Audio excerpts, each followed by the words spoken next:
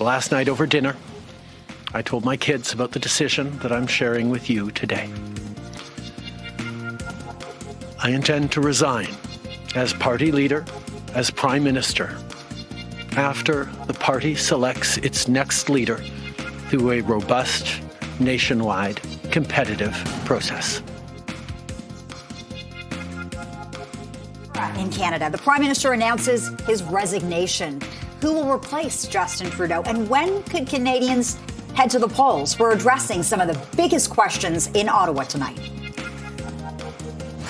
Plus, lots of reaction from opposition parties, parliamentarians, everyday Canadians, all reacting to the news. We've got more on that. Plus, of course, we'll tell you what Donald Trump has to say.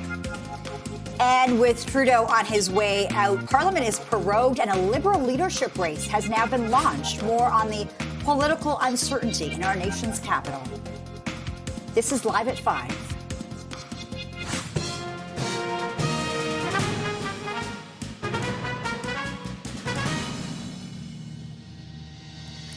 Good evening. Thanks for being here. I'm Beatrice Faisman. And I'm Lena Ladifat. Thank you for joining us here on Live at 5. Justin Trudeau ended weeks of speculation outside of Rideau Cottage this morning, confirming he will step down as leader of the Liberal Party.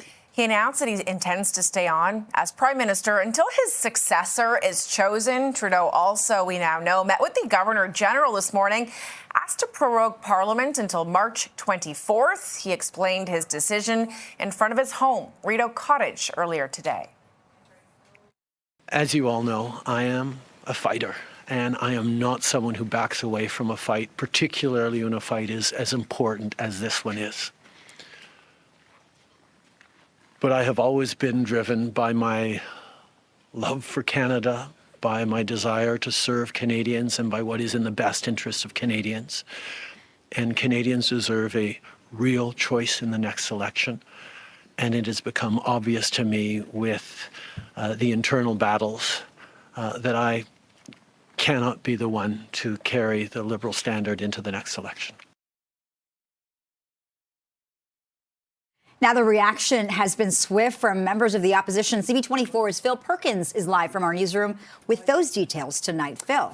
And of course, no doubt, gang, that the opposition leaders have been waiting for this day. They've been calling for with nonstop non-confidence votes in Parliament and just continually falling by the wayside and failing. So they had a lot to say about this decision from not Liberal leader Justin Trudeau, just Prime Minister Justin Trudeau. Pierre Poilievre went online. He released a pretty lengthy clip saying that basically this move by the Prime Minister doesn't really change anything, because despite this, quote, robust nationwide search for the new Liberal leader, they're still the same people who supported Prime Minister Justin Trudeau in his over 9 years as Prime Minister, so nothing changes there. We also heard from Jagmeet Singh, who is echoing those statements, and Jagmeet, by the way, had multiple chances to put forth this non-confidence vote and force an earlier election. That never happened. And so here's what both official leaders had to say. Everything's out of control. And now the government is out of control. This cannot go on. We need a carbon tax election now to choose between the NDP Liberal costly coalition that taxes your food, punishes your work, doubles your housing costs, and unleashes crime and drugs in your community, or common sense Conservatives who will axe the tax, build the homes, fix the budget, and stop the crime. They're more interested in themselves than the struggles of Canadians. We've got serious threats of Donald Trump and tariffs that put in question hundreds and thousands of Canadian jobs. And instead of focusing on you and protecting your jobs, they're worried about themselves. We have another serious threat to the middle class in Canada, and that is Pierre Poilievre and the Conservatives. Pierre Poilievre and the Conservatives want to cut from the middle class to give to their rich CEO friends. They want to cut your pensions. They want to cut health care. They want to cut dental care. And keeping up with this theme of nothing really changing, with Prime Minister Justin Trudeau stepping down as leader and eventually as Prime Minister, Bloc leader Yves-François Blanchet said that the institution that we are facing is the Liberal Party of Canada. It has been deeply transformed by Mr. Trudeau, and there's no possible way for this party to become something else in just a few weeks. He says, so we are facing the same people with the same values and the same ideology. Of course, lots of reaction on this side of the border and, of course, south of the border as well, which I know we're getting to eventually. Yeah. Let's get to it now. It's Phil Perkins reporting live. Thanks so much. Let's turn to Andrew Brennan, who's at Queen's Park, with more on how the Premier is responding to Trudeau's resignation. And the Premier has been focused on south of the border and these looming tariffs that Trump has threatened. So what did Doug Ford have to say today before he goes on CNN tonight, Andrew?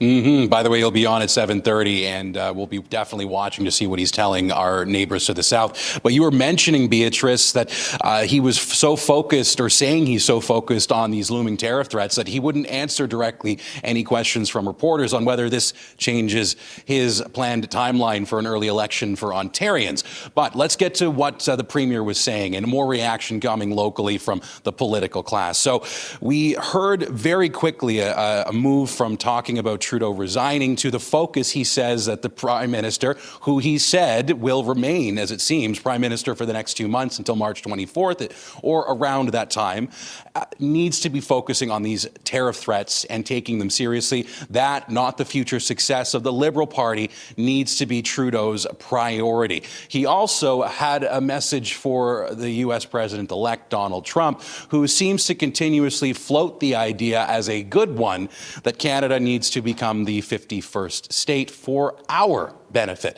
Here's the Premier's response. You know something, to the president, I'll make him a counteroffer. How about if we buy Alaska and we'll throw in Minnesota and Minneapolis at the same time? So, you know, it's not realistic. I know he likes making these comments and he likes joking around. I take that seriously. He may be joking, but under my watch, that will never, ever happen. Premier, how do you think today's news is going to affect the fight again? And speaking of those thoughts of a 51st state coming from the president-elect, Donald Trump saying this earlier on today: the United States can no longer suffer the massive trade deficits and subsidies that Canada needs, he says, to stay afloat. Justin Trudeau knew this, Trump says, and he resigned. If Canada merged with the U.S., there would be no tariffs, he says. No taxes would go way down, and they would be totally secure, Canadians, he says, from the threat of the Russian and Chinese ships that are constantly surrounding them. Together, what a great nation it would be. Now, we should mention that any polling that's ever been done on Canada being annexed by the U.S. has never gone over roughly 20%. But just looking at some other reactions we've gotten today, the mayor of Canada's biggest city, our fair city, Toronto, Olivia Chow, saying this: I want to thank Prime Minister Justin Trudeau, she says, for over a decade of service to Canadians. She said, though, that no matter who's in charge in Ottawa, as we send it back inside, Lena and Beatrice, she said, I will stay focused on building more homes, feeding more kids, and getting Toronto moving. So I guess some things still stay the same. Back to you. All right, Andrew Brennan live at Queen's Park tonight. Thanks, Andrew. And CP24's Melissa Duggan is getting reaction to Trudeau's announcement from voters here in Toronto, and she joins us live with that reaction tonight. Melissa. Hey there, Lena. So I'm at church in Maitland right now. It is cold out here. We are stopping people, asking them for their opinion, and they want to talk. No matter how cold it is right now, they want to share their opinion. They know what is going on. People are listening. And I think that's really key to this big news day, is that Canadians are paying attention. The people I'm talking to are saying, hey, yeah, you know what? They knew this was coming. They're just surprised that it took so long. Others are also wondering what's going to happen next. There is a big question mark as to how we're going to see these next weeks and months unfold. But you can bet they will be watching. I want to share a little bit more of what people have been having to say. Listen. Do you think that his legacy, Canada will look kind on his legacy in years to come?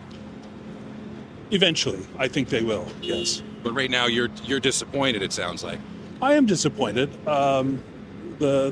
The rats have jumped ship, and it's disappointing in that respect, yes. I think he represented Canada well across. He tried to be friendly to every country in the world, and I think that's wonderful.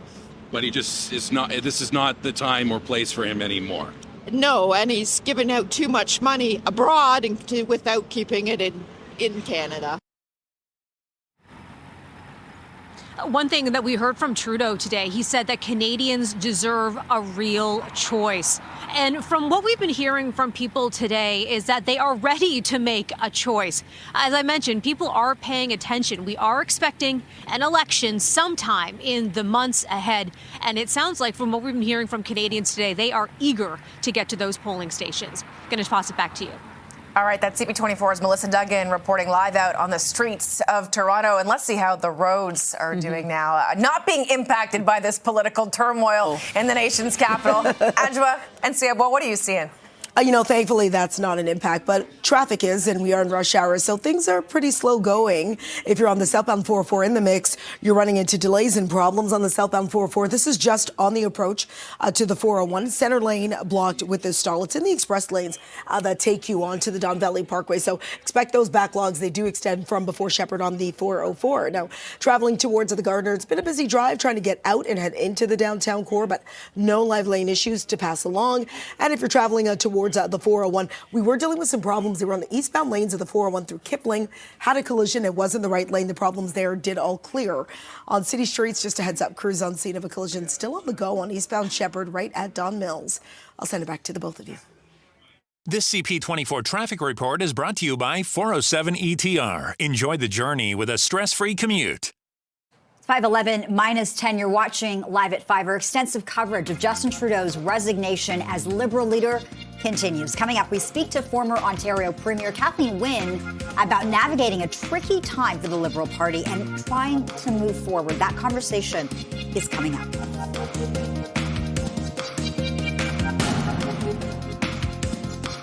Five people are now facing 96 charges combined in a Toronto police investigation into distraction thefts targeting the elderly. 2 men and 3 women are accused of using various techniques to obtain PIN numbers, steal wallets and bank cards, and using them to withdraw money from the victims' accounts. Officers carried out search warrants and seized iPhones, smartwatches, prepaid credit cards, and multiple fake passports. They also identified 4 stolen vehicles that were shipped overseas worth about $250,000. The suspects are facing a range of charges, including robbery, theft, fraud, and possession of the proceeds of a crime. 2 other suspects in this investigation are still outstanding. 46-year-old Vasily Virgil Rata and 52-year-old Eugene Katruda, both of no fixed address, are facing a combined 26 theft and fraud charges. Police also believe there are more victims, and they expect to make more arrests, saying the thefts appear to be the work of an organized operation. A 33-year-old man from Aurora is facing several gun charges tonight after investigation by the Canada Border Services Agency. The CBSA says officers in Mississauga and Vancouver intercepted falsely declared packages headed to the same address. Authorities say the packages contained prohibited firearm devices and 3D manufacturing equipment typically used to build AR-15-style firearms. Police executed a search warrant at a residence in Aurora, and they seized several items, including 4 3D manufactured prohibited guns and 2 3D printers. 1 person was taken into custody after a suspected case of arson in Oakville. The fire was reported in a vacant church on Bronte Road near Rebecca Street around 11:30 this morning. The land is slated for redevelopment. There were no injuries. A male was seen leaving the area and an arrest was made nearby. TTC special constables are now wearing body cameras following a pilot project aimed at increasing transparency. CP24's Steve Ryan joins us now live from Davisville Station with more on this. So, Steve, you say this will actually improve transparency all around, and it's better for everyone. Tell us why. For sure. Yeah, for sure. This the body-worn cameras, Beatrice, will go towards the transparency and the accountability. It also has another function as well. Those that are being spoken to by the special constables are also protected in this sense. The cameras ensure that the interaction with the public will be professional and it'll be above board. So it ensures that for the public, and it also protects the officers as well. There are those who will tie up complaint systems with vexatious and frivolous complaints. The officers got everything recorded on the body cam. Well, that certainly would negate any frivolous complaints coming in from the public. And again, it will ensure that the interaction between the TTC officer and the public is done professionally.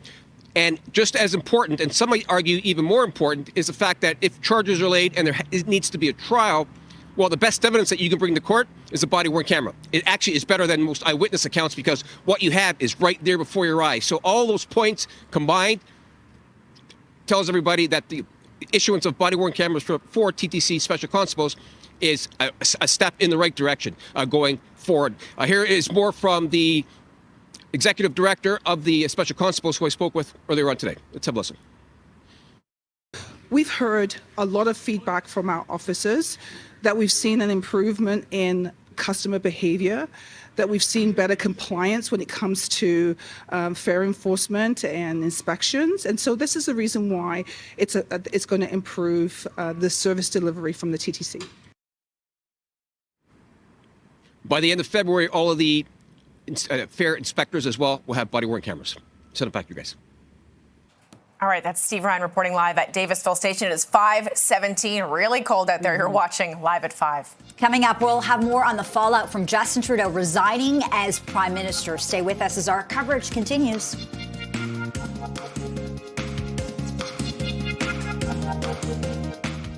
Welcome back. More now on a major shakeup in Ottawa today. Justin Trudeau confirms he will step down as leader of the Liberal Party. He announced, though, he intends to stay on as Prime Minister until his replacement is chosen. That's still a while away, but he met with the Governor General and asked to prorogue Parliament until March 24th. He explained his decision in front of Rideau Cottage earlier today, also mentioning the resignation of Chrystia Freeland from Cabinet just before Christmas. Chrystia has been by my side for close to 10 years now. She has been an incredible political partner through just about everything we have done as a government and as a party over the past decade. I had really hoped that she would agree to continue as my Deputy Prime Minister and take on one of the most important files that not just this government but this country is facing, but she chose otherwise. So Justin Trudeau was asked about Chrystia Freeland, his former finance minister, former deputy prime minister. She tweeted about his announcement today. Here's what she wrote on X. I thank Justin Trudeau for his years of service to Canadians in Canada. I wish him and his family the very best. That's all she had to say.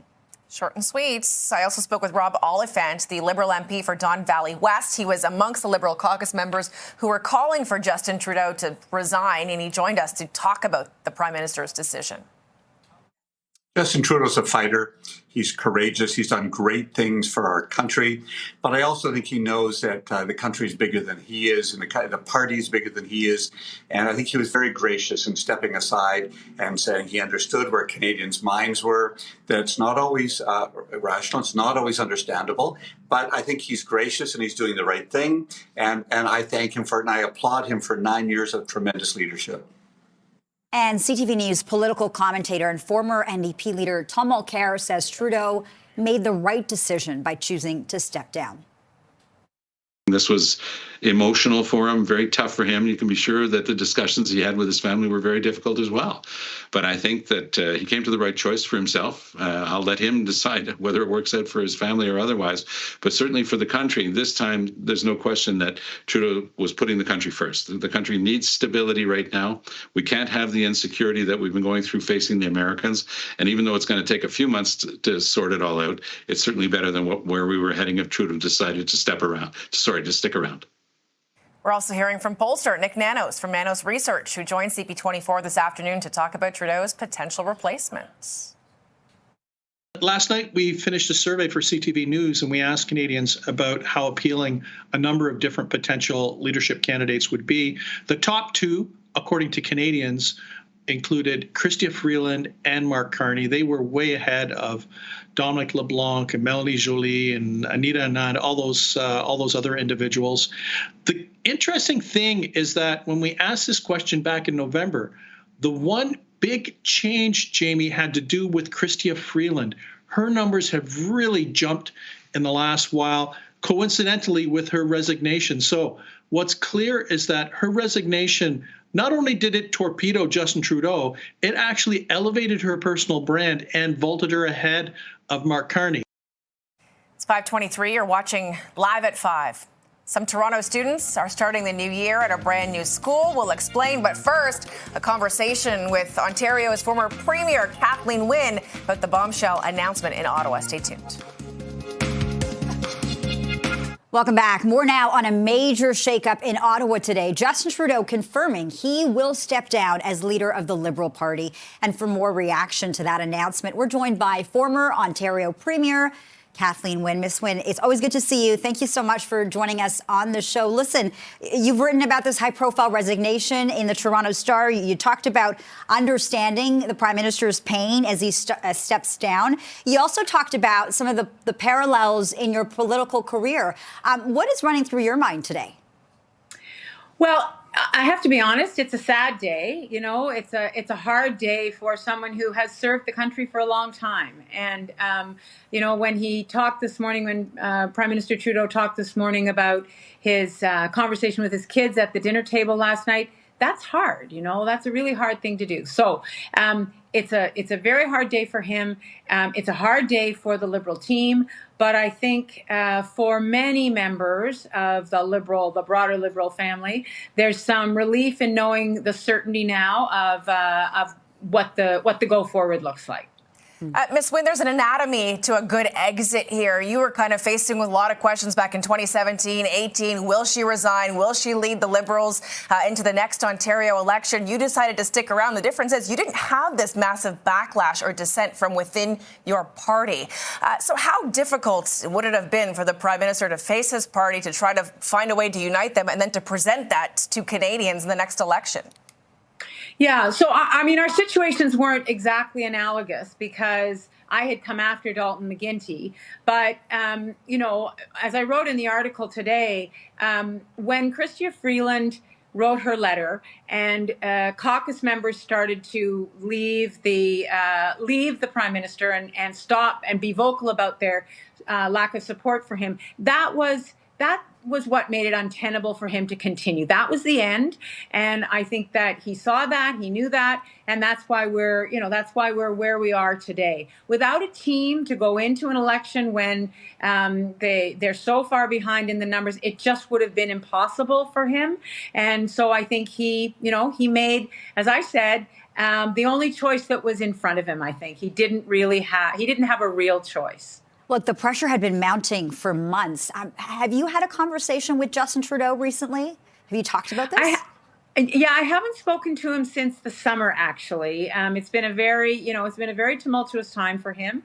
But all I can go on is what I see from the outside and people I talk to. I have friends in the caucus and friends in the Liberal Party who I know are close to him. And I know that he believed that he had the value system and the experience to go up against Pierre Poilievre. But as I said, without a team, without the support of his caucus, that just wasn't going to be possible.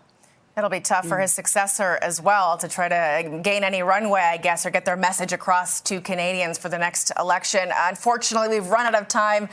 Former Ontario Premier Kathleen Wynne, thanks so much for joining us. Thanks so much. Good to be with you. You're watching Live at 5 right here on Toronto's Breaking News, CP24. As we've been talking about, it's the end of a political era in this country. We'll have more on what happens next after Justin Trudeau announced today he will step down as Liberal leader. Stay with us.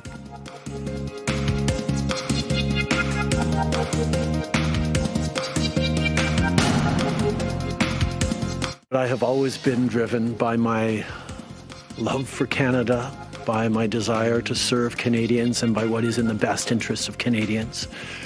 And Canadians deserve a real choice in the next election. And it has become obvious to me with the internal battles that I cannot be the one to carry the Liberal standard into the next election. It's the end of a political era in this country. The Prime Minister announcing his resignation. So who will replace Justin Trudeau? And when could Canadians head to the polls? We're addressing some of the biggest questions in the country tonight.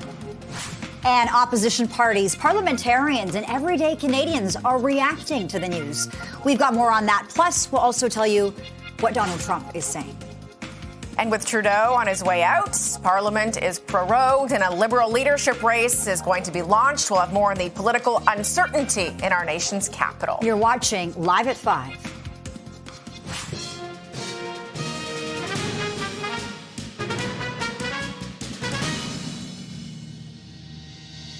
Good evening, and thanks so much for joining us. I'm Lena Latifact. And I'm Beatrice Faisman. Welcome to Live at 5. Well, it was a bombshell announcement this morning. Lots of people saw it coming. We just didn't know when. And Justin Trudeau now ending weeks of speculation outside of Rideau Cottage, confirming he will step down as the leader of the Liberal Party. He intends to stay on as Prime Minister, though, until his replacement is chosen.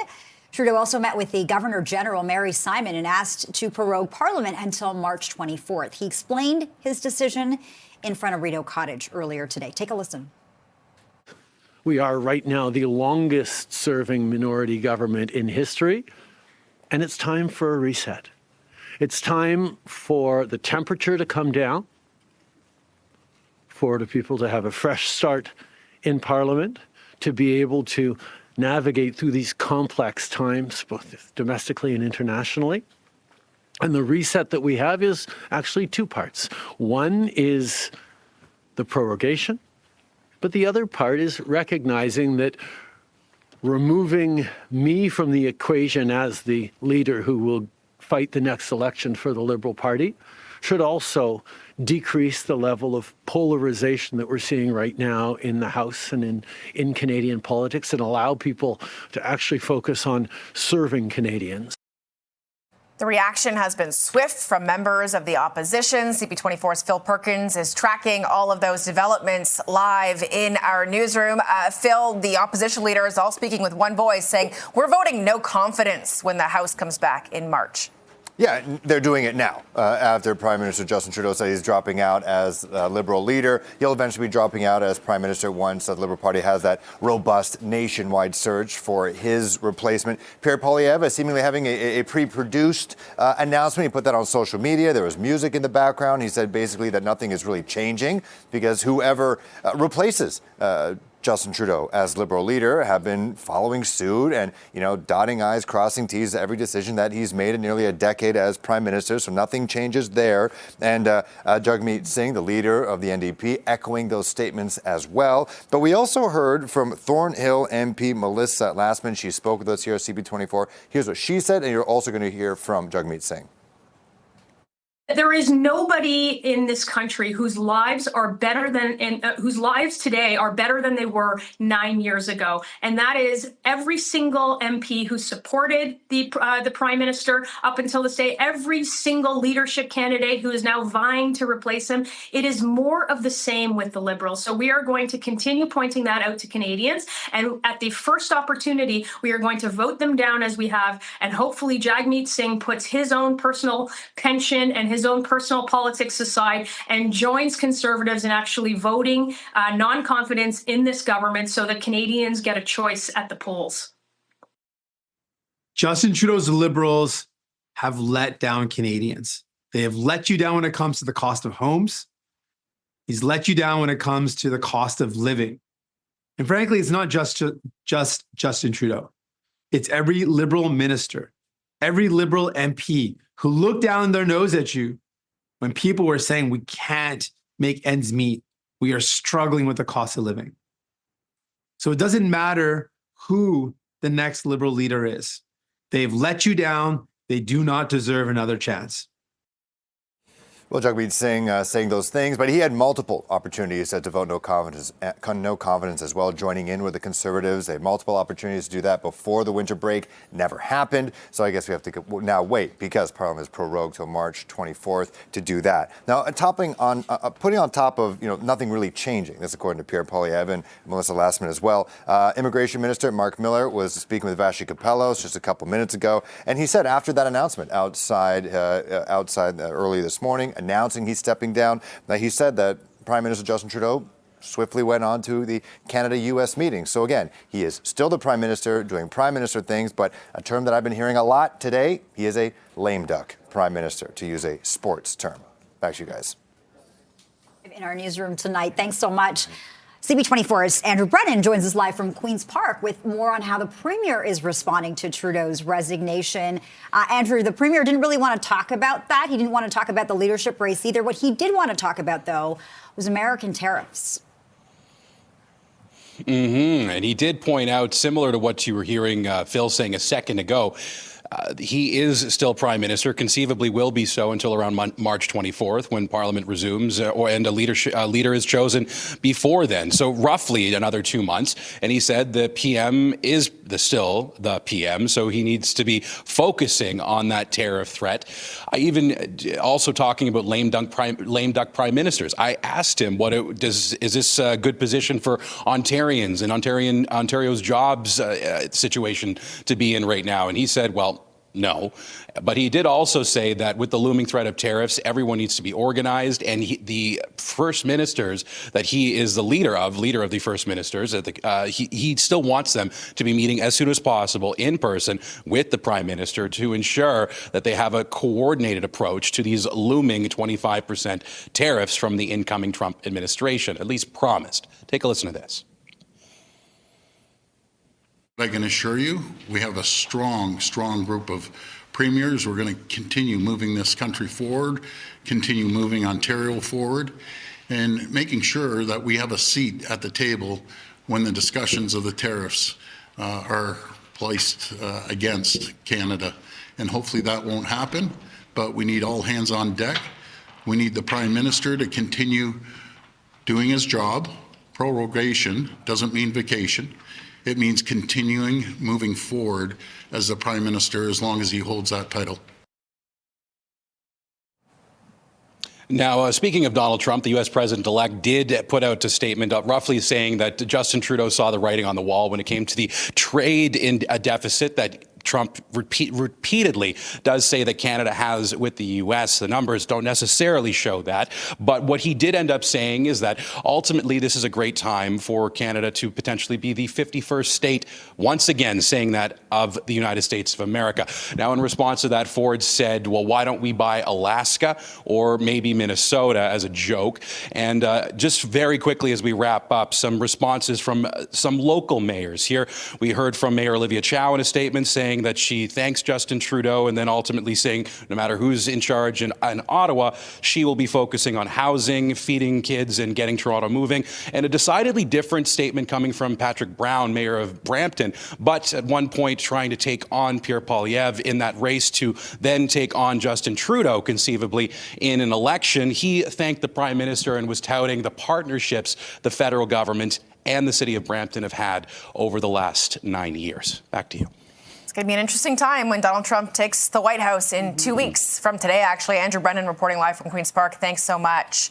Meantime, Melissa Duggan is out getting reaction to Trudeau's announcement from voters here in the city of Toronto, and she joins us now live. So what are you hearing from the everyday voters, people who will be deciding who the next prime minister is? Yeah, that's right, Beatrice. And, you really get the sense that people have been getting all of this business, giving all of this business that's happening in Ottawa a lot of thought. We haven't heard a lot from Trudeau up until now after Freeland's bombshell resignation. And throughout that time, people gathered for the holidays, having family meals, all that sort of thing, and likely talking about this political situation so they know what is going on. We know that Trudeau has been under mounting pressure to do something, step aside, and really the polls pointing in that direction that is what Canadians want to see happen. So what we've been doing today, collecting some feedback, asking how people are feeling. Did they know that this was going to be coming? Here's what they have to say. I think it's a good idea for him to step down. I think it's probably best if he doesn't consider only what he wants for the party and what Canadians might be wanting. What do you think? Yeah, I think he's been Prime Minister for 10 years now, so it's a great time for new leadership. I think his time is over and it gives the Liberal parties a fresh start. I think the writing was on the wall.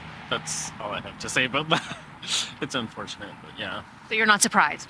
I'm not surprised at all, no. What do you think? Yeah, no, to echo my friend's sentiments, it's been a long time coming. It should have come sooner. I'm glad it came at some point. I'm not so optimistic about the future for the Liberal Party right now in the next election, but I think that was inevitable at a certain point. I guess I'm just glad at least this is better than if he hadn't, you know? Certainly, the news out of Ottawa today getting the attention of many people who probably saw those news alerts popping up on their phone today, seeing that big headline about our Prime Minister's future. And of course, it is up to Canadians. Their opinions matter. They're the ones that are going to be voting in the next election in the months ahead.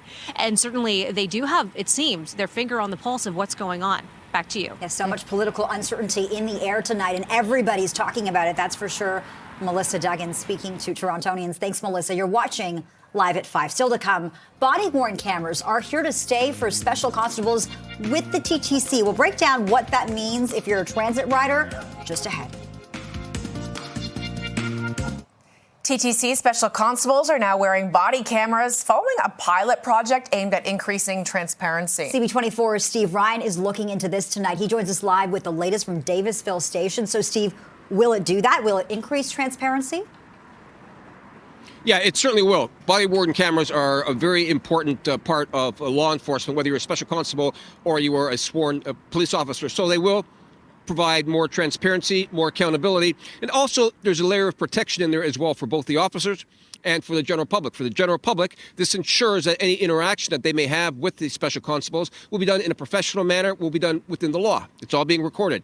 And because it's being recorded, this will prevent vexatious and frivolous complaints from being made about the officers based on nothing. The cameras themselves will be able to be upfront when it comes to complaints, and if nothing has been done, well, it's right there on the videotape. And just as important, maybe even more important, if charges are laid, the videotape that is provided as the court in the court as evidence, rather, is very compelling, very powerful. So it's almost more powerful than an eyewitness account because everything is captured right on the videotape itself. We did speak with the executive director of the Special Constables earlier on this afternoon. And here is some of what she told me. Let's have a listen. It's about safety. It's about accountability. We know that our public wants to increase trust when it comes to our fair enforcement and our special constables. So body-worn cameras means that we have greater accountability about our interactions with the public. Everything's recorded from the moment that interaction begins until after that interaction. And then the oversight of the footage is independent of our departments. And there is no edit button on those body-worn cameras, by the way. Everything is captured and it gets stored. And lastly, the fare inspectors, they will have body-worn cameras as well by the end of February. Guys, I'll send it back to the desk. All right, that's Steve Ryan reporting live outside of Davisville Station. Steve, thanks for this. Let's get a check on the commute home with CP24's traffic specialist, Adjoa and Siabois. Any problem areas you're watching, Adj? You know what? I was watching an area for the last little bit. It was an hour or so, but I have good news. We need some of that on this rush hour Monday. Eastbound 401, we had problems in the express at Weston Road B. It was the right lane and shoulder that was blocked following this long-standing collision. Everything did clear. It cleared moments ago, so still running into a little bit of a backlog from before the 427. And you know what? We have some problems. This is on the exit ramp from the 401 that takes you onto Carlingview. It looks like it is the center lane that is blocked with some problem, maybe the two center lanes that are blocked with this problem. So if you're headed through that area and on that exit ramp, that is the reason for the delay and the holdup. Don Valley Parkway North still busy from Don Mills up to the 401. And checking out the drive, if you're traveling into Brampton, very, very slow. Delays start from Steeles and they continue all the way up towards Sandalwood. On city streets, we continue to deal with this ongoing police investigation. Finch Avenue remains closed just west of Dufferin, both ways at Chesswood. It is for that police investigation underway. I'll send it back to you both. All right, Adjoa, thanks so much. Well, OPSEU and the College Employer Council met for mediation today as a strike deadline looms. The union represents about 15,000 professors and instructors, along with counselors and librarians at Ontario's 24 public colleges. OPSEU issued a strike notice on Friday, and at the time, a member of the union's bargaining team told CP24 that the goal was to put pressure on the colleges to take negotiations seriously. College employees could walk off the job or be locked out on Thursday. It is now 5:48 minus 10. You're watching Live at 5. It's the end of a political era in our country. We're going to have more on what Donald Trump has to say about Justin Trudeau's resignation. That's next.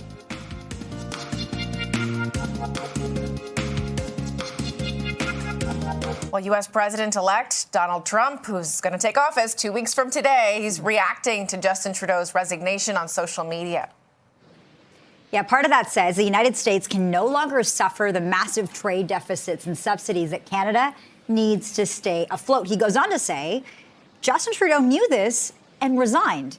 If Canada merged with the U.S., there would be no tariffs. Taxes would go way down, and they would be totally secure from the threat of the Russian and Chinese ships that are constantly surrounding them. Together, what a great nation it would be. CTV's political analyst Eric Ham joins us now to discuss how Trudeau's resignation could impact U.S.-Canada relations. Eric, good to be with you tonight. Thanks so much for joining us. You know, to Canadians, this feels like a really bad joke, one that wasn't funny to begin with. What do you think Donald Trump is doing by poking this bear over and over again? I think this is a really bad joke. And quite frankly, I think it should be equally concerning for Americans as it is for Canadians, because what we're seeing here is Donald Trump appears to think that Justin Trudeau is resigning because of his relationship with the United States or because of some trade imbalance or pending tariffs. That simply isn't the case.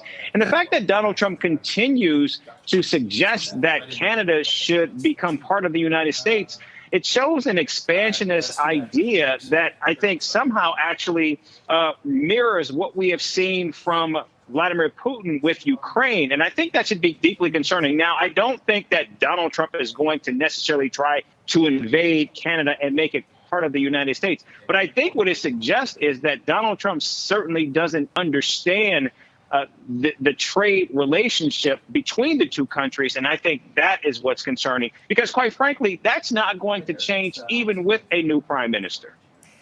Certainly, this is a situation where Donald Trump, he's a negotiator, and clearly he sees a weakness that he keeps poking over and over again. What do you think happens now that essentially the prime minister is a lame duck prime minister, but he's the one that's still in office and is going to be there when Donald Trump takes off the White House 2 weeks from today? How do these negotiations and conversations continue in the interim, Eric? Well, I think if Justin Trudeau is smart, and I believe that he is, I don't think he makes a deal that will benefit the United States and not Canada. And that's what Donald Trump, I think, doesn't fundamentally understand. Justin Trudeau has already agreed to resign. And I think even doing so, I think that actually means that there's nothing left for him to lose for Justin Trudeau, which means I think no negotiations will not get necessarily better for Donald Trump, even though he believes that this is a weakness that he can exploit. And that's why I say I don't think he really understands the political environment that he is walking into with a lame duck at this point. And speaking of political environments, it's a weak one. It's an uncertain one here on this side of the border. A lot of people are talking about Justin Trudeau's resignation. I wonder what Americans are saying about that today, Eric. What more can you tell us about the conversations taking place south of the border? Well, you know, many people, I think, have been watching this. But again, considering the fact that you have an outgoing administration, a new administration coming in a matter of weeks, and now we see this uncertainty with Justin Trudeau, I think most Americans have always taken for granted the relationship between Canada and the United States. But now when you see uncertainty on both sides of the border, I think this will certainly create more concern and more anxiety for Americans, given the fact that we certainly do not have an idea of who the next prime minister will be. And more importantly, how will that person actually get along with Donald Trump, considering how mercurial we know Donald Trump can be? And certainly big concerns about the economy is on both sides of the border. CTV's political analyst Eric Ham joining us live from Washington, D.C. Thanks so much for this, Eric. Thanks, Eric. Good to be with you. You're watching Live at 5 on Toronto's breaking news. CP24, the Toronto Maple Leafs will be without one of their top defensemen indefinitely. More on that next.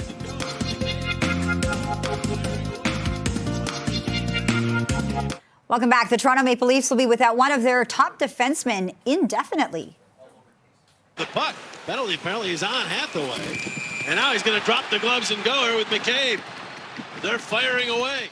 Jake McCabe was injured during a fight in last night's game against the Flyers and placed on injured reserve. The 31-year-old has 11 points this season while averaging nearly 21 minutes of ice time per game.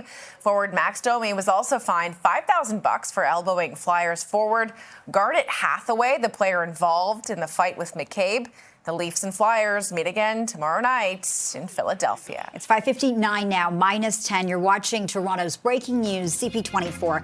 A historic day for the country when Justin Trudeau announced he is stepping down.